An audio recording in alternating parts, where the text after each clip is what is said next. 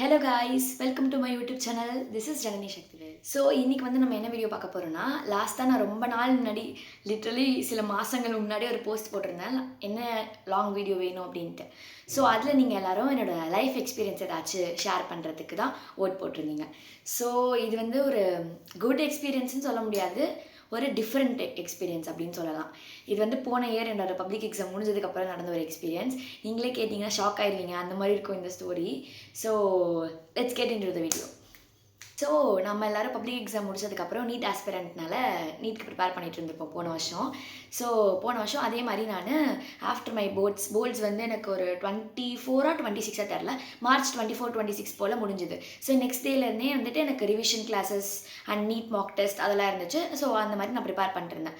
And நடுவில் வர April மந்தில் எனக்கு சிவியர் ஹெல்த் இஷ்யூஸ் இருந்துச்சு. அதெல்லாம் ஒரு பெரிய ஸ்டோரி. ஸோ அது மாதிரி போயிட்டு இருந்தது. அப்போ எனக்கு திடீர்னு ஏப்ரல் மிடில் பிரின்சிபல் மேம் கிட்டேருந்து கால் வந்துச்சு. லைக் ஜனனியோட பேரண்ட்டாக என்னை மீட் பண்ணுங்கன்ற மாதிரி. ஐ வாஸ் லைக், நான் ஸ்கூலே முடிச்சிட்டேனேடா, இதுக்கப்புறம் எதுக்கு பிரின்சிபல் மேம் எங்கள் அம்மாவை கூப்பிட்றாங்க, என்ன கூப்பிட்றாங்க அப்படின்ற மாதிரி இருந்துச்சு. சரி ஓகே, ஏதாவது விஷயம் நார்மலாக ஏதாவது இருக்கலாம் அப்படின்னு சொல்லிட்டு கொஞ்சம் பயமாக இருந்தது.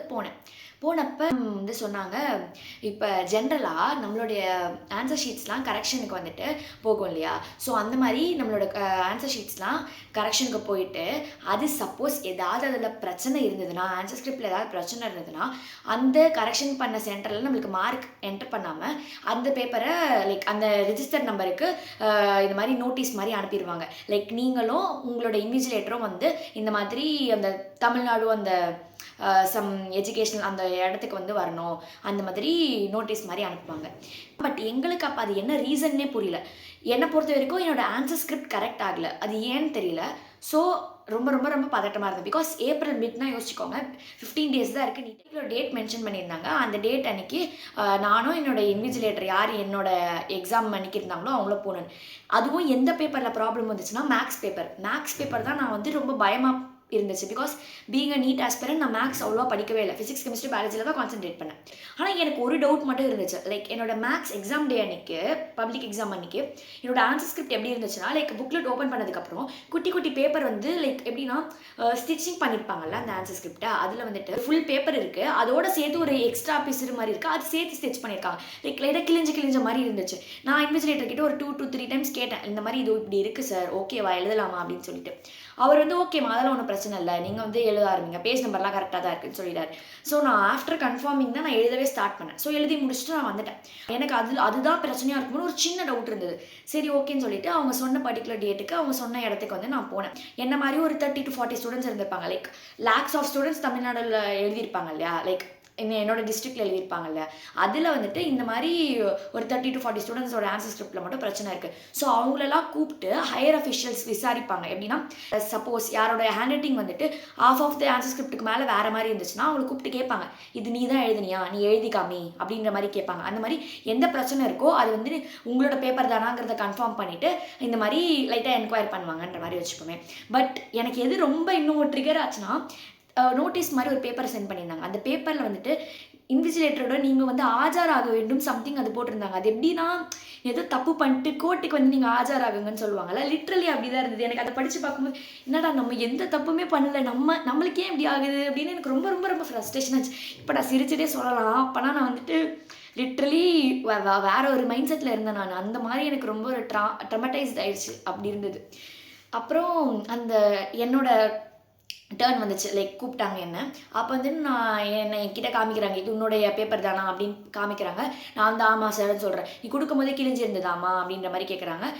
நான் எந்த தப்பு பண்ணல, நான் உண்மையாக தான் சொல்ல போகிறேங்கிறதுனால நான் யார் என்ன கேட்டாலும் கரெக்டாக சொன்னேன். இந்த மாதிரி இந்த டைமில் நான் இன்விஜிலேட்டர் கிட்ட கேட்டேன், அவர் இப்படி சொன்னார் அப்படின்ற மாதிரிலாம் சொல்லிட்டு எல்லாமே நான் ப்ராப்பராக சொன்னேன். ஸோ அதனால் அவர் ஓகேன்னு சொல்லிட்டாரு. அந்த ஆஃபீஸர்ஸ் கிட்டலாம் சொன்னதுக்கப்புறம் நம்மளுடைய ஹையர் அஃபிஷியல் இருப்பார், நம்மளுக்கு ஹால் டிக்கெட்லாம் சைன் பண்ணி கொடுப்பாரு பாருங்க, அந்த ஹையர் அஃபிஷியல் அந்த சாரை போய் பார்க்கணும்.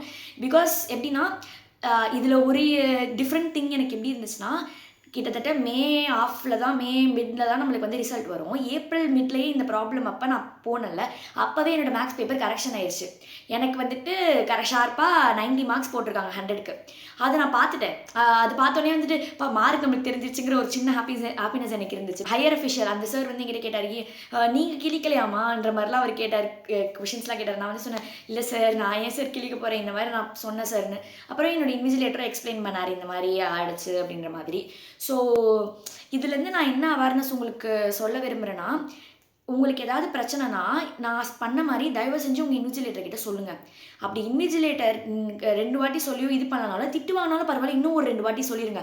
பிகாஸ் இப்போ எனக்கு அதுக்கப்புறம் பிரச்சனை வரும்போதும் நான் வந்து சொன்னேன், லைக் இன்விஜிலேட்டர் கிட்ட நான் நிறைய வாட்டி சொன்னேன் அப்படிங்கிறதுக்கு இருக்குது. வேணும்னா அவங்க வந்துட்டு லைக் கேமரா அது மாதிரி ப்ரூஃப் கூட எடுத்து பார்க்கலாம். பிகாஸ் நான் சொன்னேன் இன்விஜிலேட்டர் கிட்ட.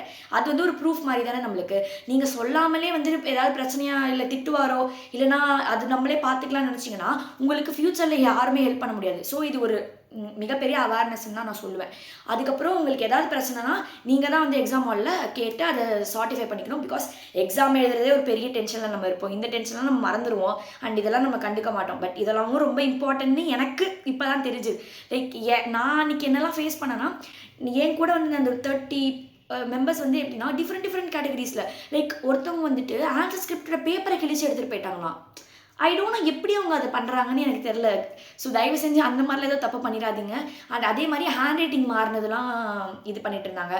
அண்ட் பேஜ் மிஸ் ஆகிறது, அந்த மாதிரி நிறைய விஷயங்கள் இருக்குது. ஸோ எல்லா இந்த மாதிரி ஆன்சர் ஸ்கிரிப்டில் பிரச்சனை இருந்தாலுமே கூப்பிட்டு கிளாரிஃபை பண்ணிவிட்டு அதுக்கப்புறம் தான் உங்களோட மார்க்ஸே வந்து என்டர் ஆகும். எனக்கு என்னென்னா அந்த ஹையர் அஃபிஷியல் வந்து நீ ஏதாவது கிளிஸ்டியான்னு கேட்கும்போது ரொம்ப பயமாயிருச்சு. ஐயோ நம்ம மார்க் போட மாட்டாங்களோ, நம்ம ஏதோ பண்ண நினச்சிட்டு வாங்களோன்னு. பட் நான் வந்துட்டு அங்கே லைக் ஃபஸ்ட்டே ஒரு சில சார்ஸ் கிட்டலாம் எக்ஸ்பிளைன் பண்ணல. அவர் வந்து எக்ஸ்பிளைன் பண்ணிட்டார், லைக் பேஜ் நம்பர்லாம் கரெக்டாக தான் இருக்குது, இந்த பொண்ணு சொல்கிறது கரெக்டு தான்ற மாதிரி. உடனே ஓகே ஒன்றும் பிரச்சனை இல்லாமல் ஆல் சார்ட் அவுட் ஆயிடுச்சுன்னு சொல்லி அனுப்பிட்டாங்க. பட் என்ன தான் அவங்க சார்ட் அவுட் ஆயிடுச்சுன்னு சொன்னாலும் டில் பப்ளிக் எக்ஸாம் ரிசல்ட் வர வரைக்கும் எனக்கு கொஞ்சம் ஒரு பயத்தில் தான் நான் இருந்துட்டு இருந்தேன். பிகாஸ் நீங்கள் யோசிச்சு பாருங்களேன், நம்ம ரொம்ப கஷ்டப்பட்டு தான் பப்ளிக் எக்ஸாம் எழுதுகிறோம். அந்த எக்ஸாமோட ஆன்சர் ஸ்கிரிப்டில் ஒரு பிரச்சனைன்னு உங்களுக்கு ஒரு நோட்டீஸ் வந்து அதை போயிட்டு நீங்கள் போய் சால்வ் பண்ணுறீங்கன்னா அது எப்படி இருக்கும்? அது எப்படி லைக் இது வரைக்கும் நான் அப்படி ஒரு விஷயத்த கேள்வி கூட பட்டதில்லை. அந்த மாதிரி என்னோடய டீச்சர்ஸ் கிட்ட கேட்கும் போது கூட அவங்க கூட இந்த மாதிரி இருக்கான்ற மாதிரி தான் கேட்டாங்க. ஸோ இது எங்கள் எல்லாருக்குமே ஒரு டிஃப்ரெண்ட் எக்ஸ்பீரியன்ஸாக இருந்துச்சு. அந்த எக்ஸ்பீரியன்ஸ் அந்த ரேர் 1% இருக்கும் பார்த்தீங்களா, அந்த 1% தான் எனக்கு நடக்குது, என்ன பண்ணுறதுன்னு தெரில.